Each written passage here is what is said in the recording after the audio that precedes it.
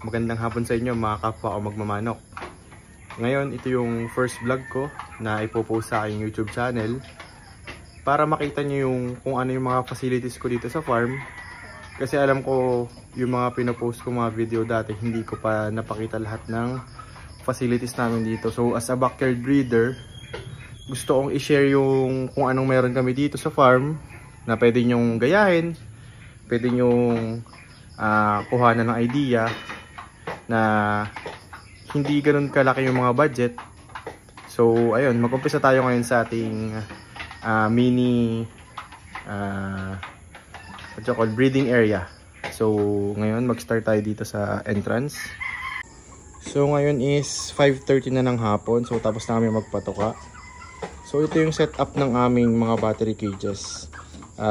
Pinili ko yung battery cages breeding kasi mas efficient siya. Tapos at the same time, mas madami kami nagbe-breed compare sa flock mating. Yung health ng mga individual hens and pullets namin, namomonitor namin. At the same time, yung mga marking nila, nababantayan namin, hindi kami nagkakamali. Kasi alam namin yung mga ilalagay namin sa mga itlog, pati na rin sa mga sisiw sa paglabas nila, sa incubator. So ito, yan. Bale, may code sila ng letters and number. Yung number is para doon sa broodcock na ginamit namin or broodstag. Para naman doon sa letter, ay naman yung kung ano yung mother nila or yung pullet na ginamit namin or yung hen. So, ayan. Ito yung setup ng battery cage namin. So, simple lang naman. Yung mga yung iisa ng broodstag or broodcock, magkakatabi sila. Punta naman tayo ngayon sa aking incubator. Meron ako ditong setter, meron din akong hatcher. Ito, sila yung gumawa. VLD egg incubator. Ito, sobrang galing ng incubators nila. So, may Facebook page sila. Pwede nyo silang i-message kung gusto nyo mag-order ng mga incubators. Iba't ibang sizes sa pangangailangan nyo. Merong maliit, meron din malaki. At sobrang affordable nung incubator nila. At the same time, maganda yung mga quality. Ito naman yung ginagamit ko ngayon na refrigerator or chiller para sa mga itlog. Actually, nag-iimba kami ng itlog dito 14 to 20 days only.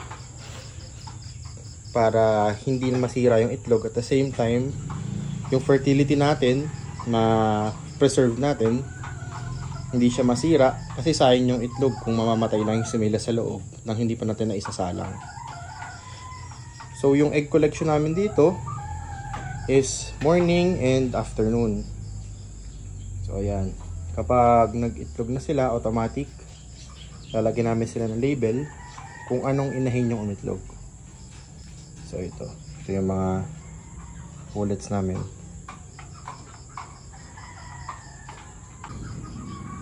So ayun, ito na lahat yung kabuuan ng breeding facilities namin.